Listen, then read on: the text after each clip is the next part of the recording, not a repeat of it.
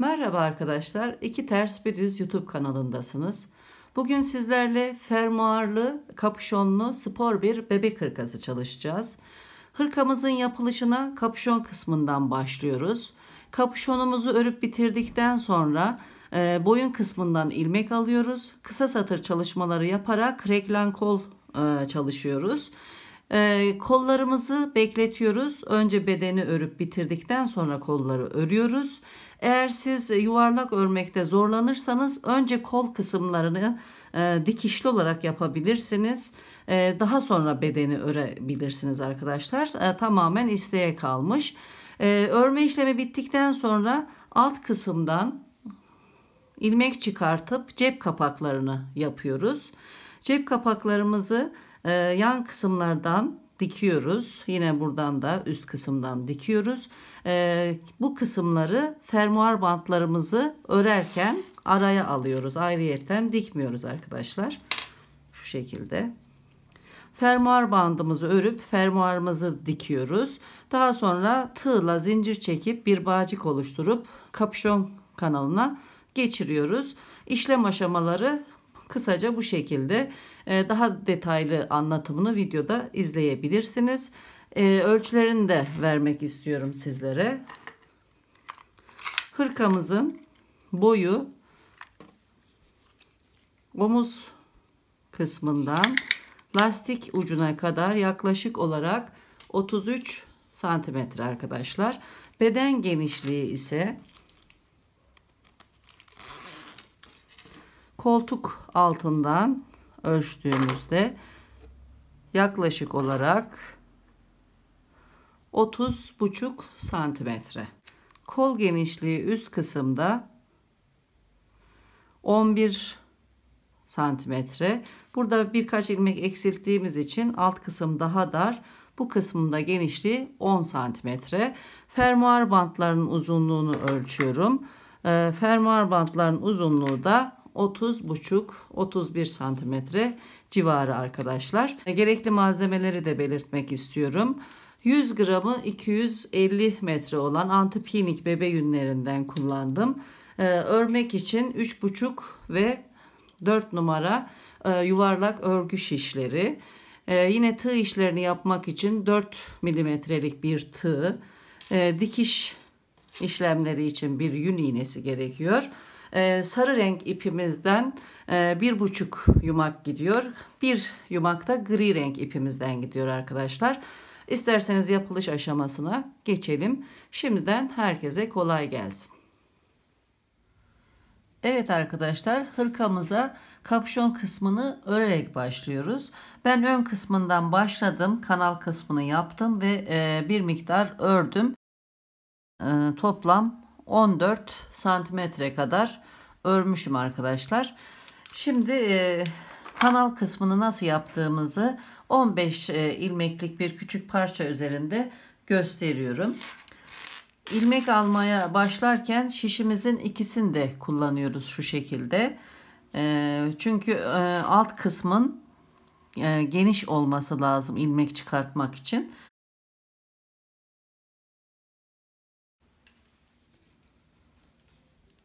Şişimizin ikisini de geçiriyoruz. Bir ilmek alıyoruz. Bu kısmı fazla sıkı yapmamaya çalışalım arkadaşlar. Yoksa zorlanırsınız buradan ilmek alırken. 15 ilmek alıyorum. 2, 3, 4,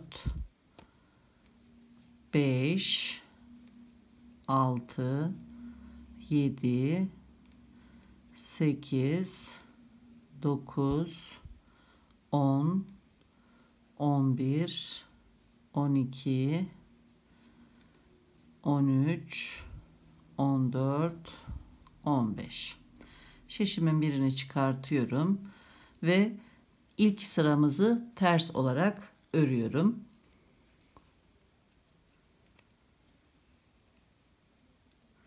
Örmeden alıyorum ilk ilmeğimi. Devamında sıranın sonuna kadar bütün ilmekleri ters örüyorum.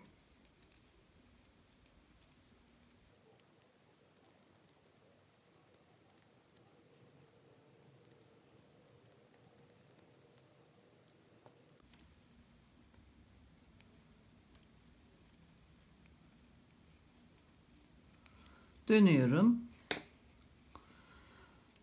Şimdi düz öreceğim. İlk ilmeğimi şu şekilde örmeden alıyorum ve düz olarak devam ediyorum.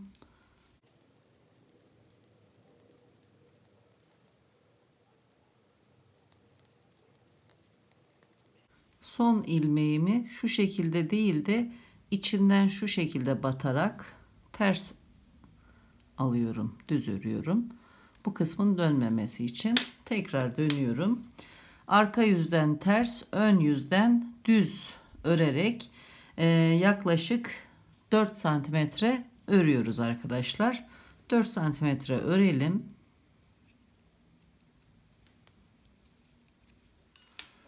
Evet arkadaşlar, 15 ilmeğimizi yaklaşık olarak şöyle tam 4 santimetre ördüm.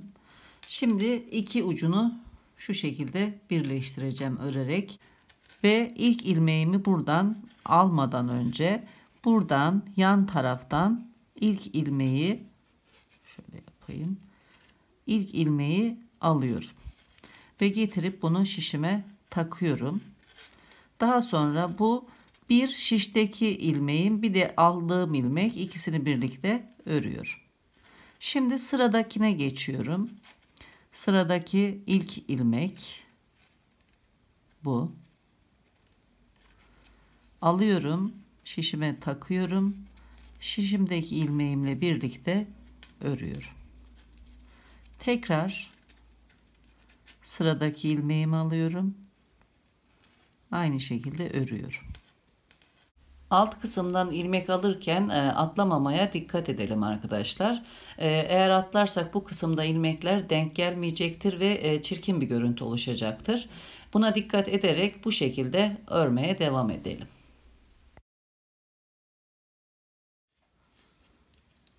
Son ilmeğimiz.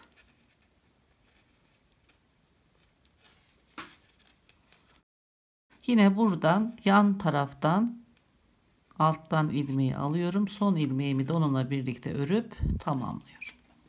Gördüğünüz gibi kanal kısmını bu şekilde yapıyorum arkadaşlar. Tabii ki biz burada 90 ilmekle bu işi yapacağız. Şimdi devam ediyorum. Arka yüzdeyiz. Ters örüyoruz. Gri ipimizle bir sıra ters örüyoruz.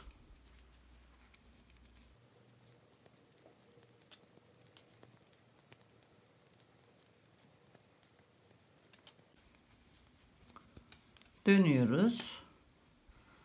Ön yüzümüze geldik. Şimdi sarı ipimize geçiyoruz.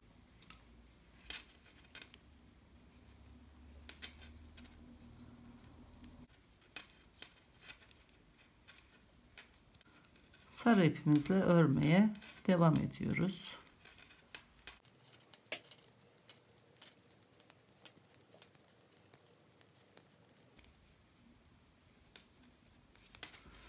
Bu şekilde arkadaşlar. Bundan sonra ters yüzünde ilmeklerimizi ters örüyoruz. Ön yüzde düz örüyoruz. Sarı iple devam ediyoruz. Burada ben kısa satır çalışması yapacağım. Kafa yuvarlaklığı vermek için. Ve kısa satırlarımı ayırdım. Şöyle göstereyim. Şu şekilde, burası ön kısmı, burası arka kısmı, burası da tepe kısmı. Buradan yuvarlaklık vereceğiz, kafa yuvarlaklığı. Onun için kısa satır çalışması yapacağız. Bu kısımda boyun kısmı. Şimdi ayırdım ben ilmeklerimi.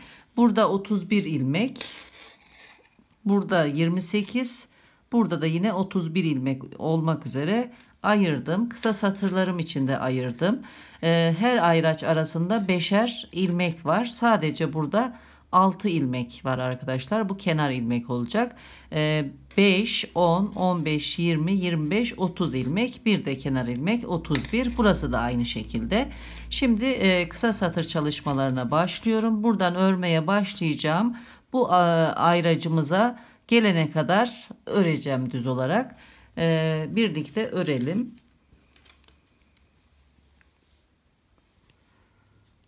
Kenar ilmeğimi alıyorum ve göstermiş olduğum ayracımıza kadar ilmeklerimi örüyorum.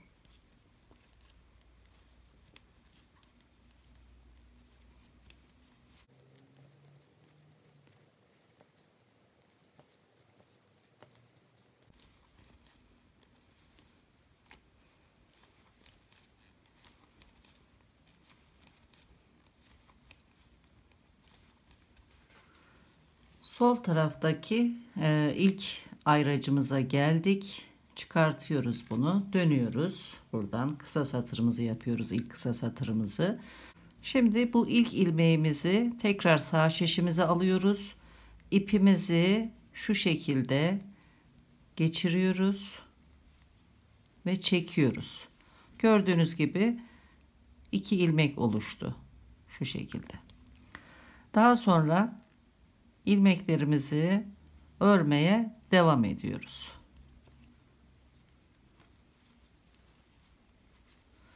Bu işlemi burada delik oluşmaması için yapıyoruz arkadaşlar.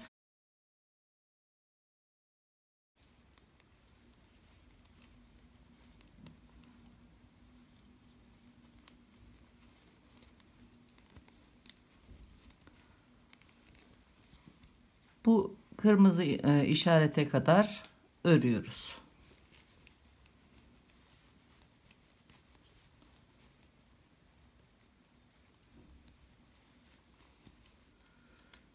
Bu işaretimize kadar geldik. Çıkartıyoruz, dönüyoruz.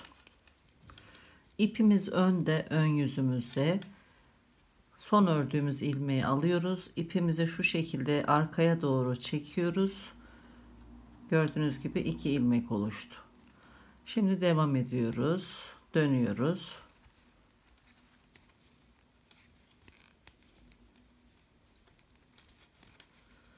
Bu şekilde buradaki bu işaretimize kadar örüyoruz.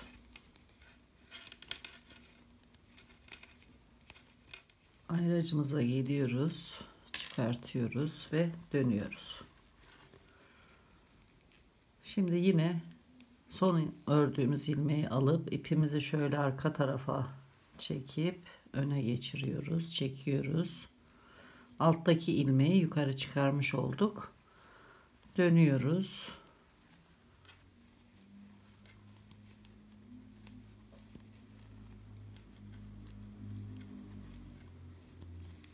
Bu şekilde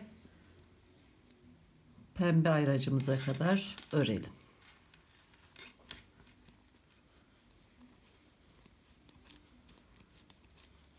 Ayracımıza geldik. Çıkartıp dönüyoruz. İpimiz önde. Şu şekilde ilmeğimizi geriye çekiyoruz. Çektikten sonra örmeye devam ediyoruz.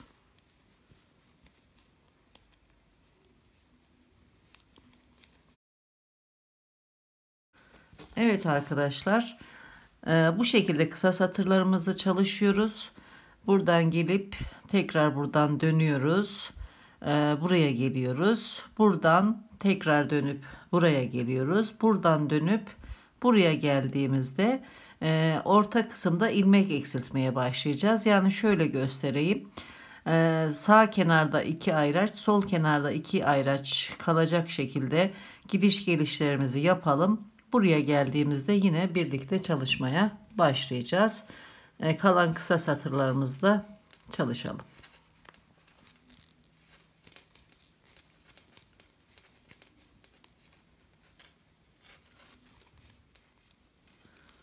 Ayracımızı bırakıp dönüyoruz. Evet arkadaşlar, hem sağ kenarda 2 ayraç kaldı hem sol kenarda 2 ayraç kaldı. Şimdi tam ortayı belirleyip bir ayraç takıyoruz. Şu şekilde.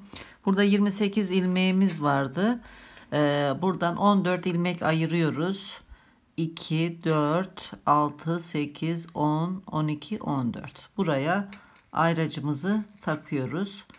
Bu ayracımıza 6 ilmek kala ilmek eksilteceğiz bu sağ kenarından. Aynı şekilde 6 ilmek kala buradan da bir ilmek eksilteceğiz. 3 defa yapacağız bu işlemi arkadaşlar. Aynı zamanda da kısa satırlarımızı çalışmaya devam edeceğiz. Şimdi son ayracımızı çıkarmıştık. Yine bir ilmek alıp şu şekilde alttaki ilmeği çıkartıyoruz çekerek. Şöyle devam ediyoruz örmeye.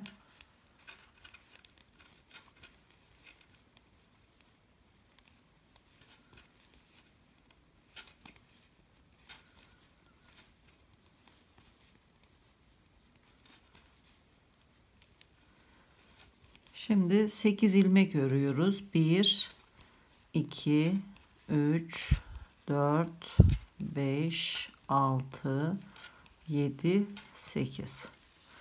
Burada kaldı tam orta kısma 2 4 6 ilmek. Bu 2 ilmeği şimdi birlikte örerek bir ilmek eksiltiyoruz. İlmeklerimizin yönü sol tarafa bakacağı için şu şekilde önce yönlerini değiştiriyoruz ve içinden batarak 2 ilmeği birlikte örüyoruz. Devam ediyoruz örmeye.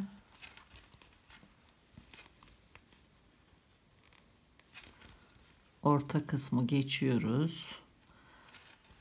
1 2 3 4 ilmek ördük. 5 ve 6. ilmeklere gelince bu ilmekleri de normal ikisini birlikte örüyoruz.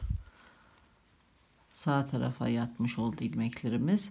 Şimdi burada kaldı 2 4 6 8 ilmek. Bu ilmekleri de örerek örgümüze devam ediyoruz. Bu kısma kadar örüyoruz.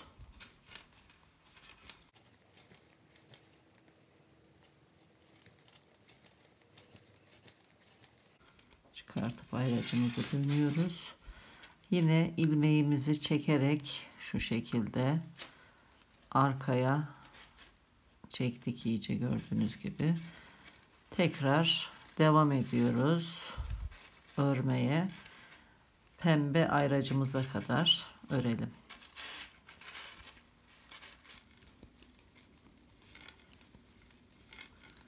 Ayracımıza geldik. Çıkartıp dönüyoruz tekrar.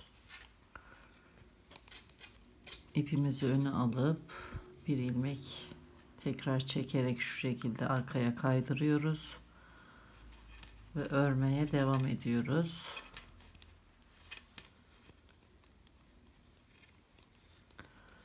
Şimdi buradan orta kısmında yine ilmek eksilteceğiz. Burada 8 ilmek örüyoruz. 1 2 3 4 5 6 7 8. Burada kaldı 5 ilmeğimiz. Yine ilmeklerimizin yönünü değiştirip 2 ilmek birlikte örerek bir ilmek daha eksiltiyoruz. İkinci eksiltmemizi yaptık. Burada kaldı 3 ilmek örüyoruz.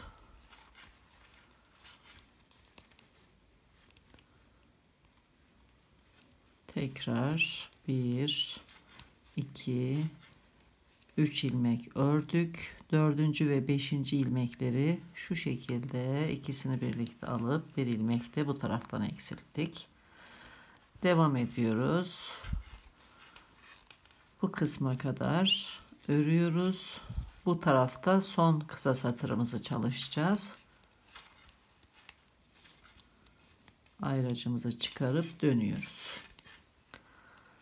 Tekrar son ilmeği alıp şu şekilde arkaya çekerek alttaki ilmeği de çıkartmış olduk. Dönüyoruz.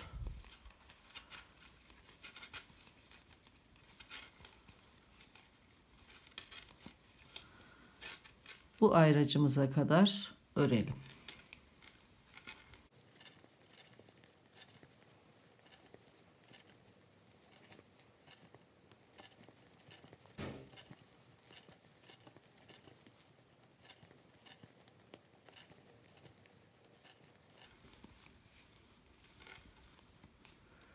Evet, ayracımızı da çıkarttık. Son kısa satırımızı çalışıyoruz.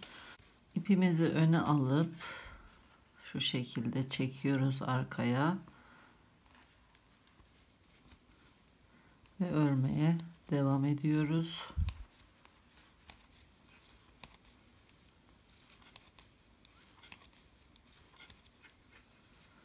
Dört ilmek kaldı ayracımıza. Buradan ikisini yine yönlerini değiştirip birlikte örerek eksiltiyoruz. 2 ilmek daha örüyoruz. 1 2 ilmek ördükten sonra buradaki 2 ilmeği de eksiltiyoruz. Son ilmeğimizi de eksilttik. Şimdi sıramızın sonuna kadar öreceğiz. Burada kısa satır dönüşlerini de öreceğiz arkadaşlar. Bunların da nasıl örüldüğünü göstereyim sizlere. Burada çekmiş olduğumuz ilmeğimize geldi sıra. Buradan batarak şu şekilde içinden ikisine birden düz örüyoruz. Devamında diğer ilmeklerimizle örmeye başlıyoruz. Gördüğünüz gibi burada bir delik oluşmadı bu gidiş dönüşlerden dolayı. Devam edelim. İkincisine geldik. Aynı şekilde bu ikinci dönüş sıramızdaki ilmeğimizi de ördük. Devam ediyoruz. Bir tane daha.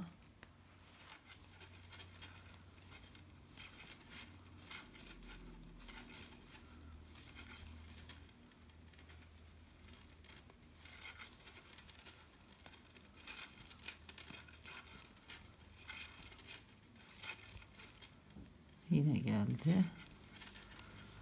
Evet, bir tane kaldı. Onu da örelim.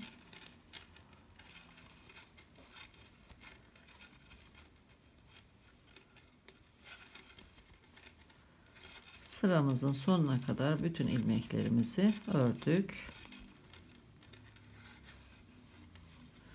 Şimdi dönüp geliyoruz. Buradaki dönüş sıralarında öreceğiz şimdi. Bu kısma kadar örelim.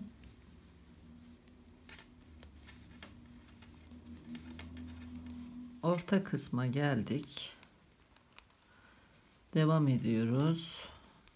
İlk dönüş sırasının çekmiş olduğumuz ilmeğine kadar örüyoruz.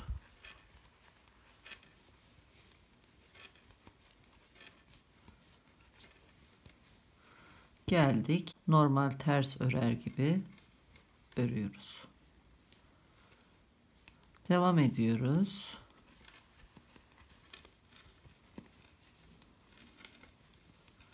İkincisine geldik. Burada da aynı şekilde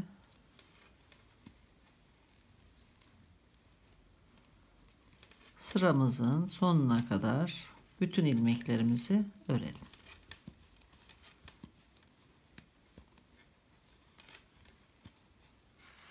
Evet arkadaşlar, kapüşonu örme işlemini tamamladım. Şimdi iki ucunu birleştirerek dikeceğim. Şu şekilde tam ortadan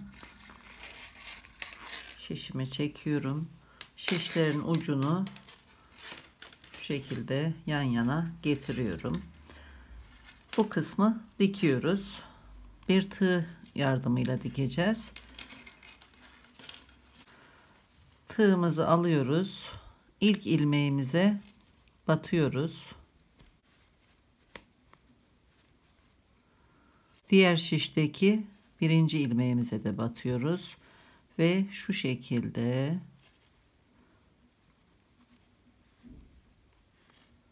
ilmeklerimizi örüyoruz.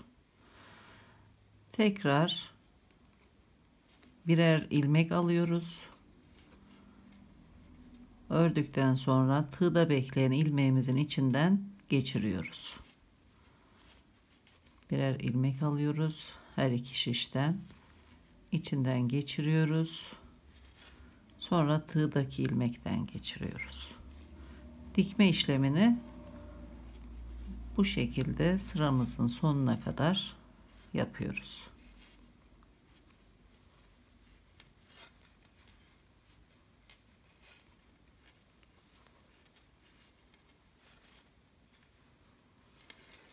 Bu kısma kadar aynı devam edelim.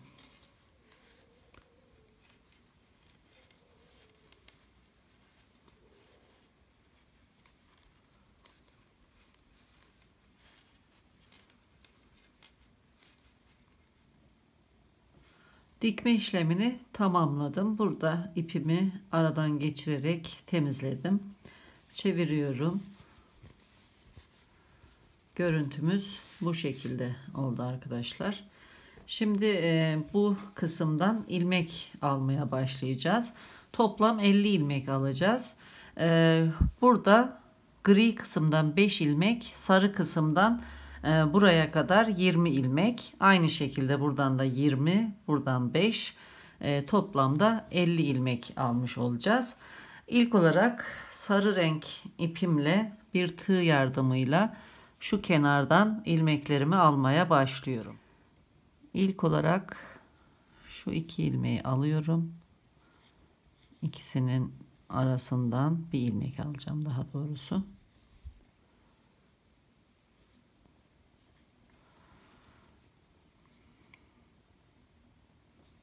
İki ilmek oldu. 3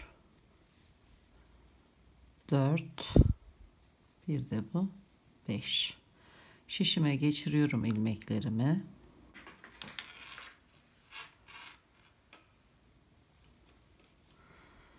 Daha sonra sarı bölümde şurayı biraz çekerek ipimi ayarlayayım. Şu kenar ilmeğimiz zincir şeklinde. Bunun bu taraf üst kısmından şöyle ilmeklerimi almaya başlıyorum. Her birinden bir ilmek alıyorum.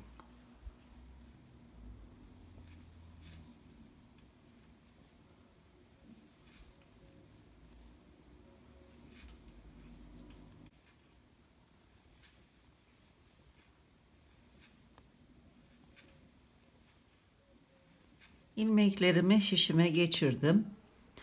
Şimdi ters yüzünden bir sıra düz örüyorum.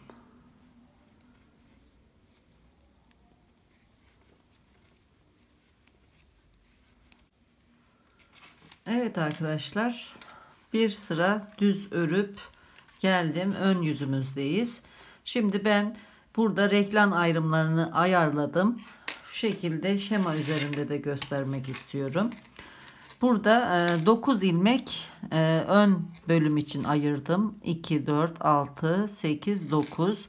2 ilmek ilk reklam ayrımı. Daha sonra burada 2, 4, 5 ilmek var. Kol bölümü. Kol bölümündeki kısa satır dönüşlerini de işaretledim. 1, 2, 2 şeklinde. Daha sonra bu 2 ilmek bu reklam çizgimiz. 14 ilmek var arka bölümde. 2, 4, 6, 8, 10, 12, 14. Üçüncü reklam ayrımımız. 2 ilmek ayırdım buraya. 5 ilmek kol ilmekleri. Reklam dönüşleri için de ayırdım. 2, 2, 1 şeklinde kısa dönüşler yapacağız. Son reklam ayrımı da 2 ilmek burada. Bu bölüm ön bölümde de yine 9 ilmek. 2, 4, 6, 8, 9 ilmek. Şimdi buradan başlıyoruz. Buradan başlayıp 3. 1, 2, 3. reklam çizgimiz olan burayı bitirip şuraya kadar öreceğiz. Birinci dönüşümüz buradan olacak. Sonra geri döneceğiz. Reklam çizgisini geçtikten sonra ikinci sıra dönüş burası. Tekrar dönüp üçüncüye geleceğiz. Döneceğiz. 4. Tekrar döneceğiz. 5. Dönüyoruz. 6, 7, 8, 9 ve 10 dönüp burada da sıra sonuna kadar örüp kısa satırları bitirmiş olacağız. İlk önce kollardakini yapıyoruz.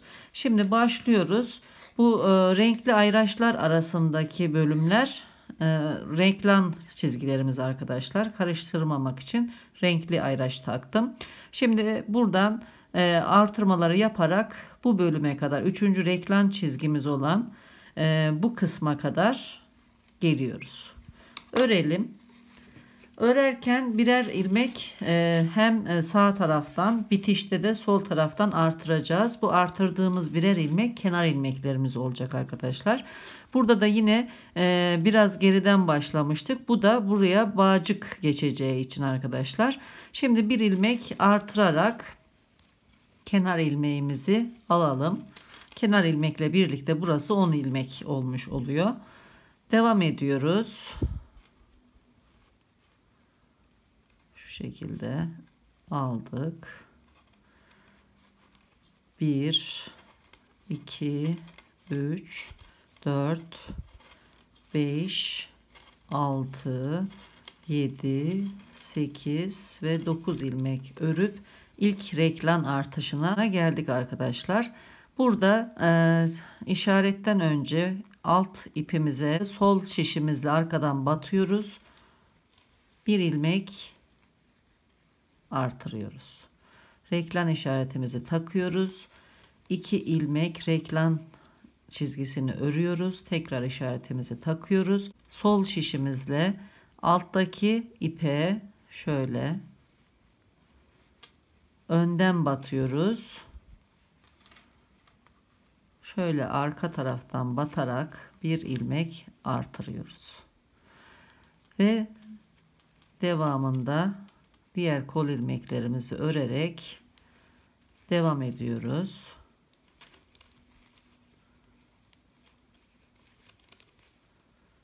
İkinci reklam çizgimize geldik. Buradayız.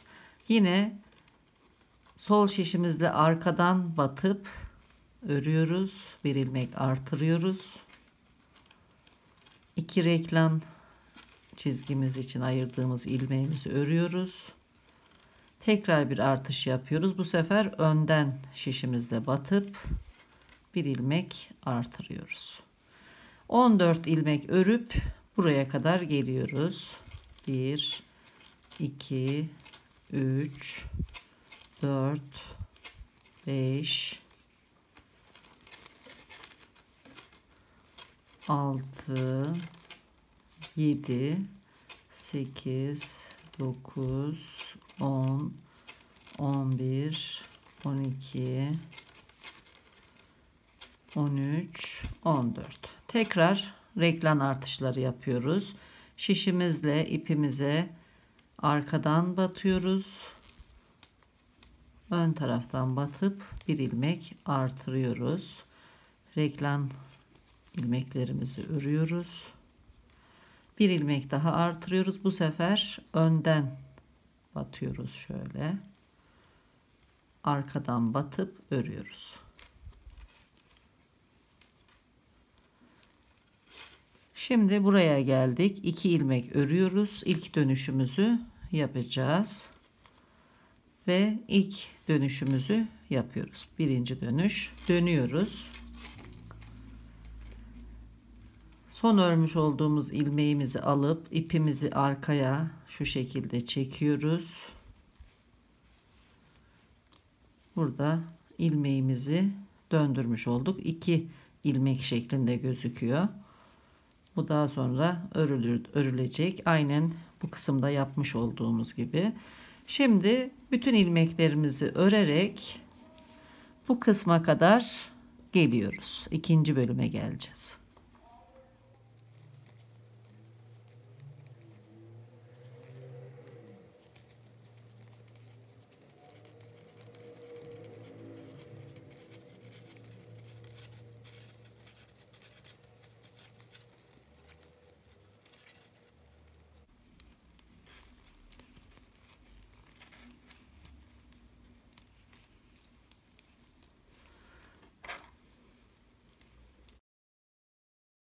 Reklam çizgisi ilmeklerimizi ördük. Şimdi 2 ilmek örüp ikinci dönüşü yapacağız arkadaşlar. 1 2 3. Bir önceden artırdığımız için 3 ilmek oldu. Şimdi işaretimizi bırakıp dönüyoruz. Üçüncü bölüme kadar örüyoruz. Üçüncü ayracımıza, yani bu ayracımıza kadar geleceğiz arkadaşlar. Önce reklam kenarlarındaki artışları yapıyoruz. Dönüş için şu şekilde ipimizi çekiyoruz arkaya. Örüyoruz. Ve reklam artışı yapıyoruz. Buradan arkadan ilmeğimizi alıyoruz. Örüyoruz. Reklam çizgisi ilmeklerimizi örüyoruz. Bir ilmek daha artırıyoruz. Bu sefer önden batıp şu şekilde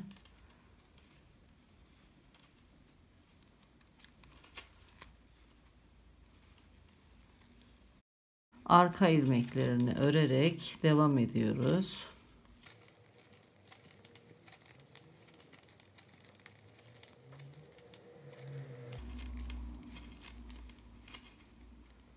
Reklam artışlarını yapıyoruz yine. Arkadan batıp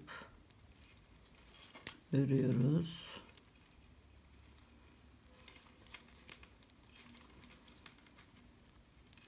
Bir ilmek daha artırıyoruz. Önden batıyoruz bu sefer.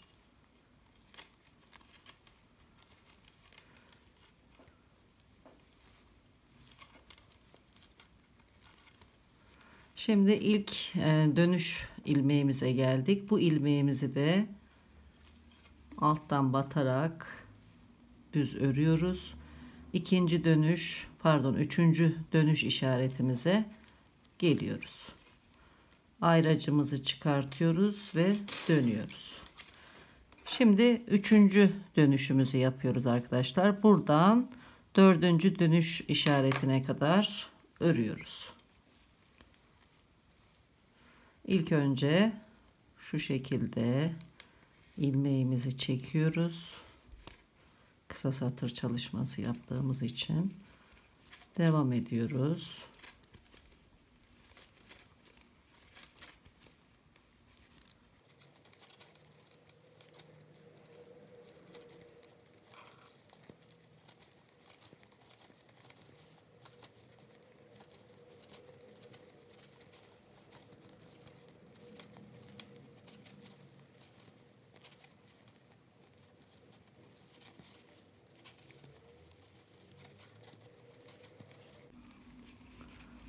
Dönüş yerimize geldik. Çekmiş olduğumuz ilmeğimiz bu.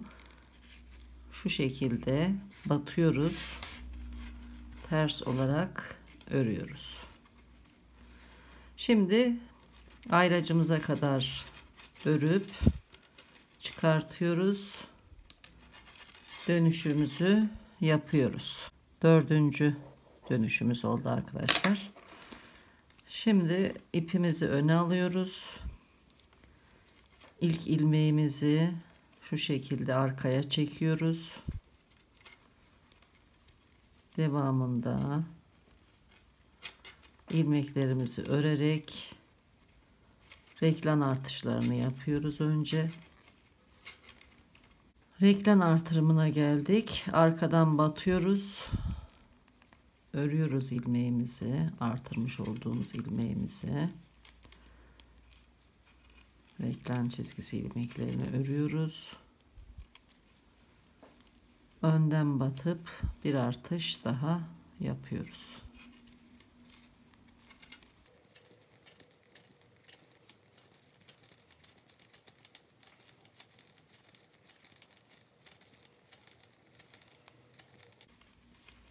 Yine bir reklam artışı yapıyoruz. Arkadan batıp örüyoruz.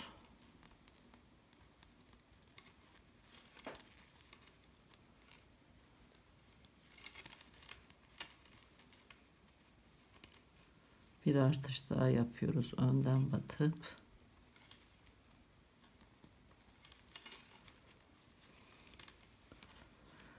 çekmiş olduğumuz ilmeğimize kadar örüyoruz.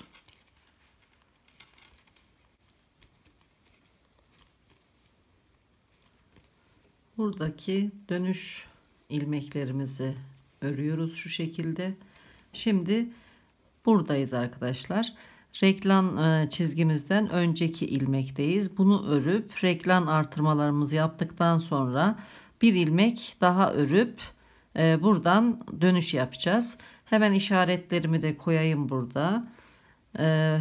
Bu reklam çizgimizden sonra bir ilmek var. Burada hiç artış yapmamıştık. Daha sonra bir tane daha ayırıyoruz. Bir de 2 ilmek ayırıyoruz. Burada 3 dönüş daha yapacağız. Bu dönüş işaretlerini koydum. Hemen bu taraftaki işaretleri de koyalım. Burada ilk sıramızda giderken reklam artışı yapmıştık. Bunu saymıyoruz. Bir ilmek bu. Buraya bir ayraç takıyorum. Bir ilmek ayırıp bir ayraç takıyorum tekrar. Bir de 2 ilmek ayırıp bir ayraç takıyorum. Şimdi biz buradayız. Kol reglan ayrımından önce son kol ilmeğimizi örüyoruz bir tane. Burada artış yapıyoruz. İpi arkadan batarak kaldırıyoruz. Bir artış yapıyoruz. 2 ilmek örüyoruz. Yine önden batarak şöyle bir artış daha yapıyoruz. Bir ilmek örüp 5. dönüşümüzü başlatıyoruz. Ayracımızı bırakıyoruz ve dönüyoruz. Şimdi burada tekrar şişimizi alıyoruz. İlmeğimizi şöyle çekip arkaya doğru, devamında ters örerek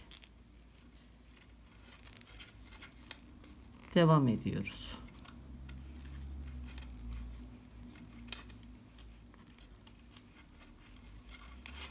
Buraya kadar öreceğiz arkadaşlar. Beyaz işarete kadar örelim.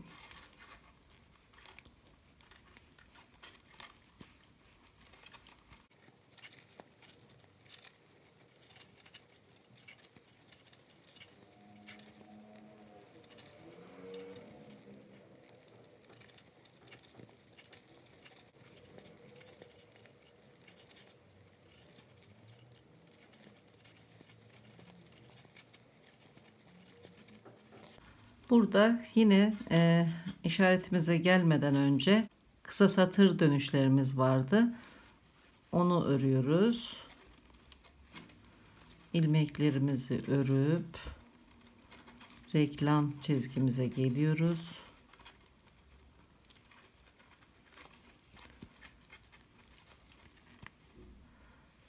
İşaretimizi bırakıyoruz. Şimdi 6.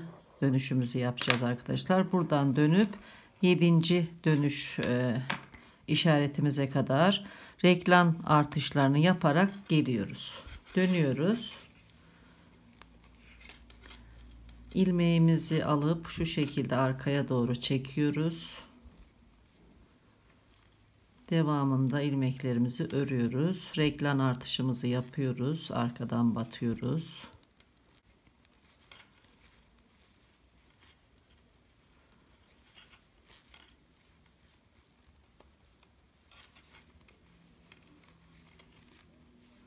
Bir artış daha yapıyoruz. Bu sefer önden batıyoruz.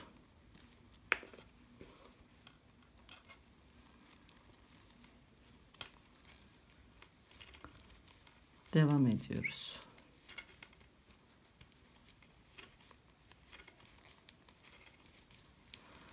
Burada ve burada reklam artışlarını yapıp bu işaretimize kadar örelim arkadaşlar.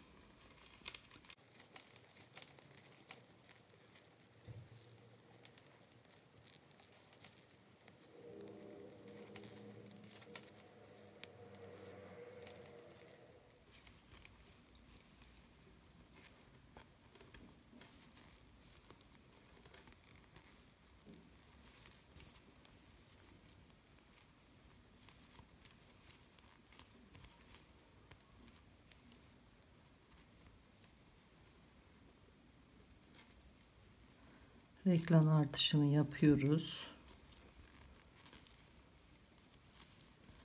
Buradaki kısa satır dönüş ilmeğimizi de düz olarak örüyoruz.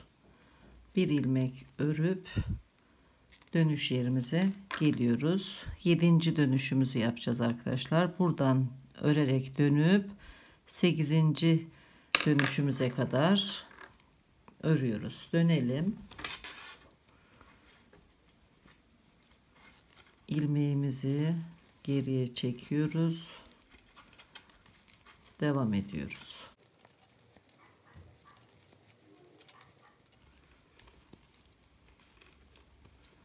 Dönüş ilmeğimizi örüyoruz. Bir ilmek daha örüp 8. dönüş işaretimize geldik arkadaşlar. İşaretimizi çıkartıyoruz. Dönüyoruz.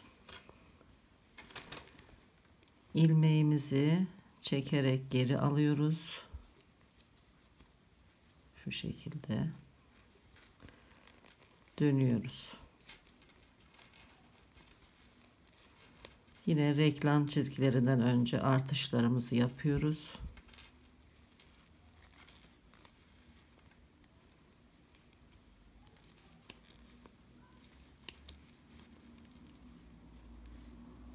Bir artış da bu taraftan yapıyoruz. Örmeye devam ediyoruz. Bu işaretimize kadar örelim.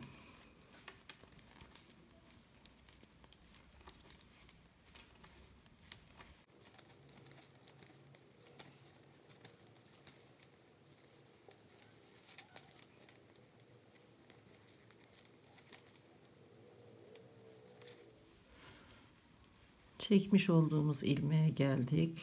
Ördük. 2 ilmek daha örüyoruz. Son işaretimizi alıp 9. dönüş sıramıza başlıyoruz. Buradan 10. dönüş sırasına kadar örüyoruz arkadaşlar. Dönüyoruz tekrar. İlmeğimizi geri çekiyoruz.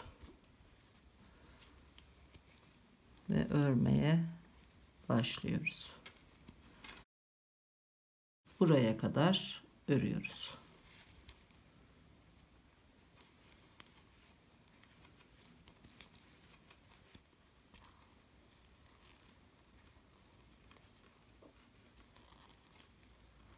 Bir, iki ilmek daha örüp 10. dönüş satırımıza geldik arkadaşlar. Son işaretimizi de çıkartıyoruz, dönüyoruz. Son kısa satırımız bu.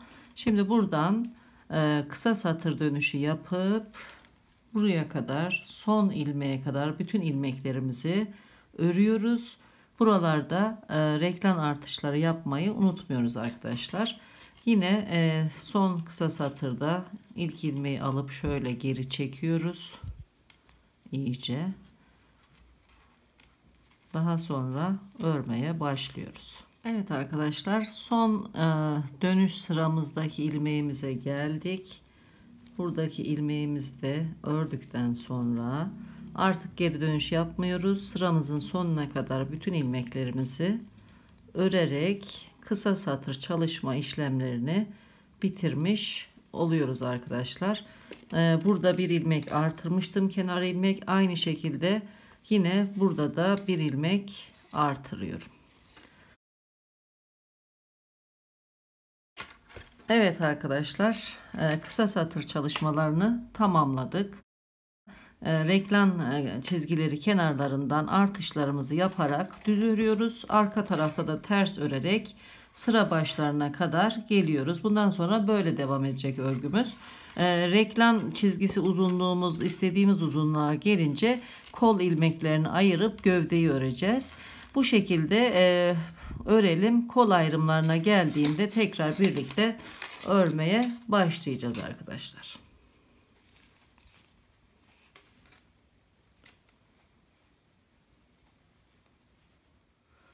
Hırkamızın reklam robasının örme işlemini tamamladım. Ön reklam uzunluğunu ölçerek gösteriyorum. Yaklaşık olarak 12,5 santimetre. Şimdi örerek ön bedenden reklam çizgimize kadar geliyoruz. Buradaki 2 ilmekten bir tanesini ön bölüm için ayırıyoruz. Bir tanesini kol bölümü için ayırıp aynı şekilde buradan da ayırdıktan sonra kol ilmeklerini askıya alacağız arkadaşlar. Şimdi örelim.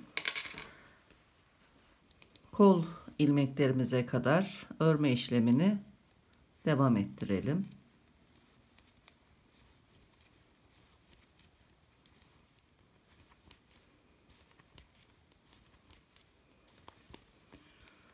Reklam çizgimize geldik. 2 ilmekten birini ön bölüm için ayırıyoruz.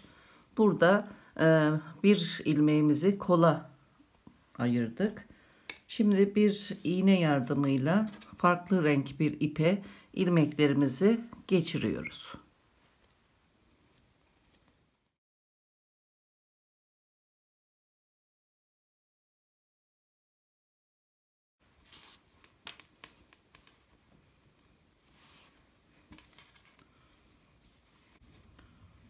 Şu şekilde bağlayıp ilmeklerimizi beklemeye alıyoruz. Arka bedenimize geçmeden önce koltuk altı için 4 ilmek artırıyoruz. 1 2 3 4.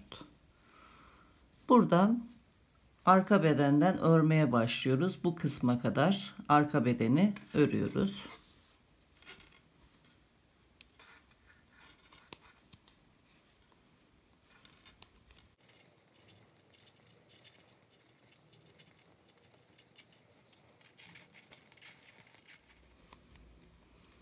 Burada da yine reklam çizgimizdeki ilmeklerden birini arka bedene ekledikten sonra yine bu kol ilmeklerimizi de bir ipe geçiriyoruz.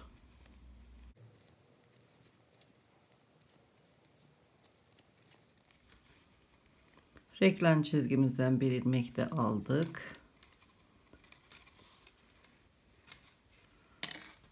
Bu ilmeklerimizi de yine bağlayıp beklemeye alıyoruz. Yine bu kol altından da 4 ilmek artırıyoruz. 1 2 3 ve 4. Ön bedenimizle yolumuza devam ediyoruz.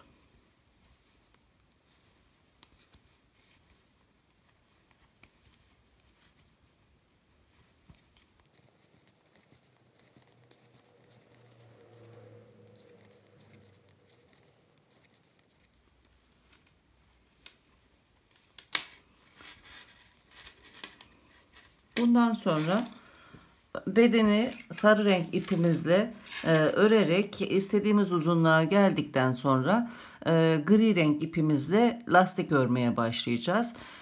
Lastik bölümüne kadar düz örgüye devam ediyoruz bu şekilde.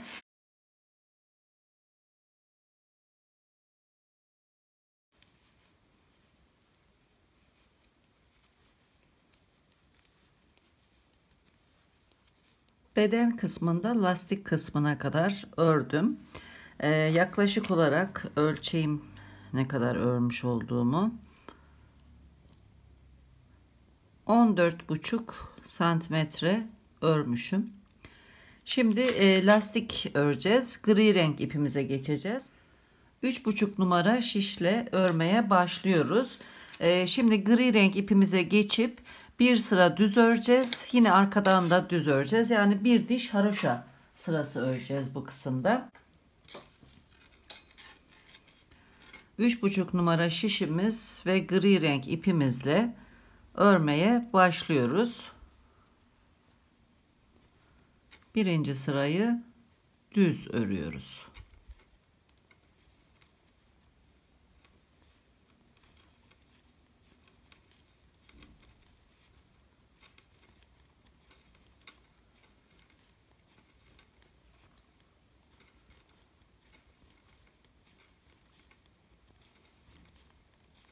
Gri renk ipimizle bir sıra düz ördüm. Dönüyoruz.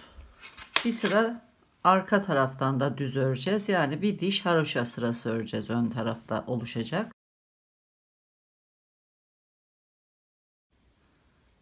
Kenar ilmeğimi alıyorum ve düz örmeye başlıyorum.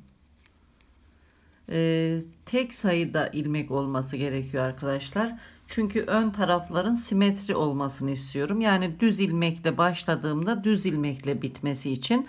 Benim burada 126 ilmeğim var. Yani çift ilmek olduğu için orta kısımlarda bir ilmek eksilteceğim. Tek ilmek olduğu zaman iki tarafta simetrik olacak.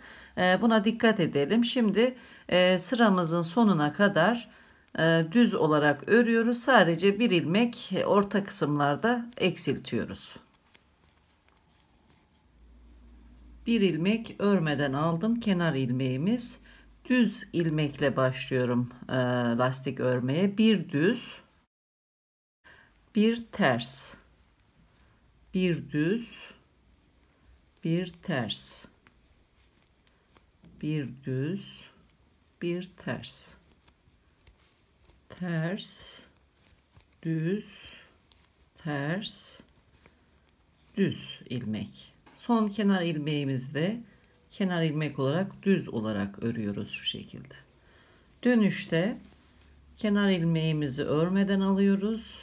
Bir ilmek ters, düz, ters, düz. Bu şekilde yaklaşık olarak 3,5 santimetre kadar lastik örüyoruz. Daha sonra hazır lastik kapatma şeklinde ilmeklerimizi birlikte kapatacağız arkadaşlar. Lastik bölümünü tamamladım. Yaklaşık olarak ölçtüğümde 3,5 santimetreye yakın örmüşüm. 4'e yakın. Ama tamamlamadım. Şimdi buraya 2 sıra daha çalışacağız. Ondan sonra ilmeklerimizi dikerek kapatacağız arkadaşlar. Düz ilmeklerimizi örüyoruz. Ters ilmeklerimizi örmeden alıyoruz. Bir sıra bu şekilde öreceğiz. Tekrar dönüşte de aynı şekilde örüp 2 sırayı tamamlayacağız. Burada ilk ilmeğimi örmeden alıyorum. Düz ilmeğimi örüyorum. İpimi öne alıyorum. Ters ilmeğimi örmeden sağ şişime aktarıyorum. Tekrar ipimi arkaya alıyorum. Düz ilmeği örüyorum. İpimi öne alıp ters ilmekleri örmeden şişime aktarıyorum. Sıramızın sonuna kadar ters ilmekleri örmeden alıyoruz. Düz ilmekleri örüyoruz.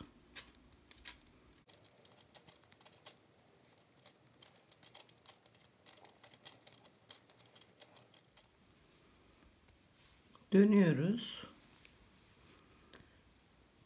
Burada da ters ilmeklerimizi örmeden alıyoruz. Düz ilmekleri örüyoruz.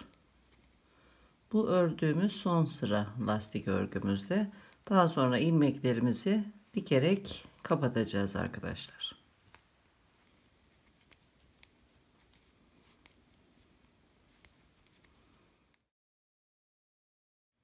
Bu kısımda şimdi ilmeklerimizi dikmeye başlayacağız. Dikerek kapatacağız. İlmeklerimizi dikerken hazır trikolardaki yuvarlak görüntüyü elde etmeye çalışacağız arkadaşlar. İlk defa yapan arkadaşlarımızın zorlanabileceğini düşündüğüm için ben bu tür ilmek kapatma videosunun linkini ekranın sağ üst köşesine bırakıyorum. Oradan yararlanabilirsiniz. Başlayalım.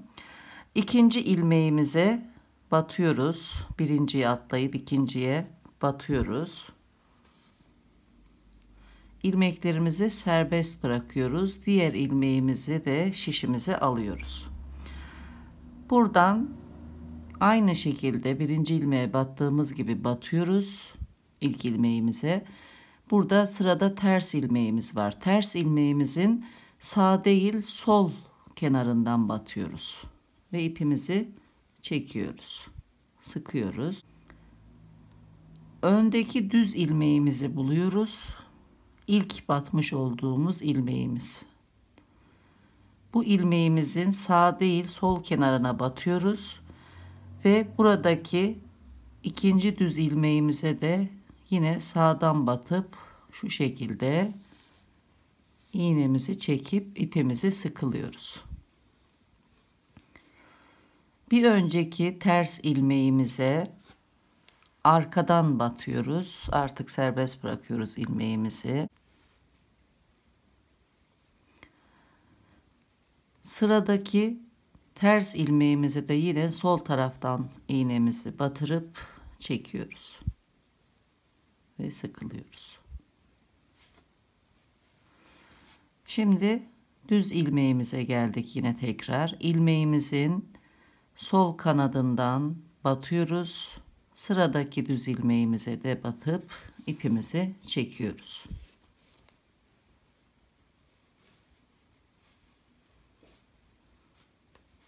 İlmeğimizi serbest bırakıyoruz.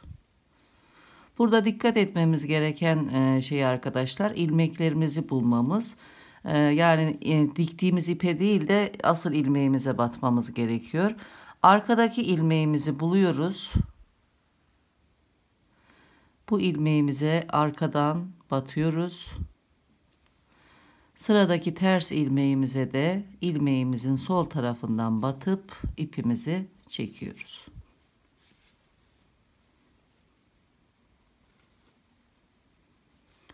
İlmeğimizi serbest bırakıyoruz. Yine öndeki düz ilmeğimizi buluyoruz. İlmeğimizin sol kanadını kaldırıyoruz. Sıradaki düz ilmeğimize de batıp ipimizi çekiyoruz.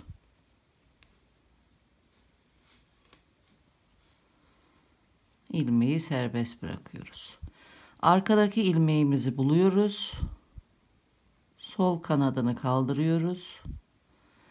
Şişteki ters ilmeğimize de sol taraftan batıp ipimizi çekiyoruz. Ön taraftayız. İlmeğimizin sol kanadını alıyoruz.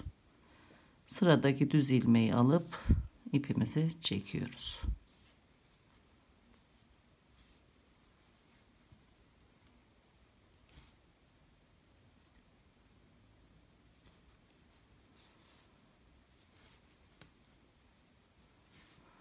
Bu şekilde arkadaşlar, gördüğünüz gibi yuvarlak oldu bu kısım. Gayet de düzgün, güzel gözüküyor. Bu gösterdiğim şekilde ilmeklerimizin sonuna kadar dikmeye devam edelim.